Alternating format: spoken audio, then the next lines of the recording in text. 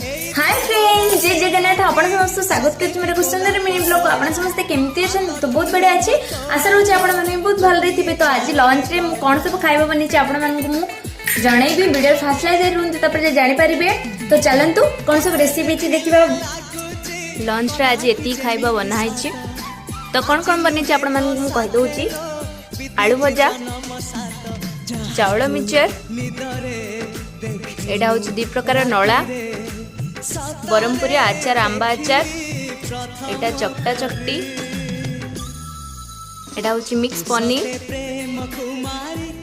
डाली आ देसी ओडिया मानकर खाइबा पखाळ भात।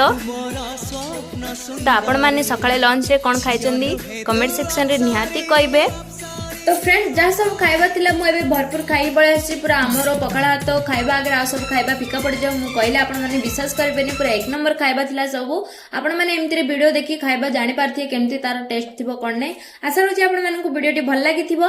वीडियोटी भल लागिथे लाइक शेयर निश्चय कर देबे, सब्सक्राइब करियो जमा भूलिबेनी। सब्सक्राइब कले आपण मानकु मो वीडियो नोटिफिकेशन पळे आसीबो। नोटिफिकेशन पळे आले मो वीडियो देखि आपण माने खूब एन्जॉय करबे। वीडियोटी भल लागिथे लाइक शेयर निश्चय कर देबे फ्रेंड्स। रहछि जय जगन्नाथ। आ हां कोन सकाळे आपण माने खाइछन लंच रे मते निश्चय कमेंट सेक्शन रे कहबे। रोची जय जगन्नाथ, बाय।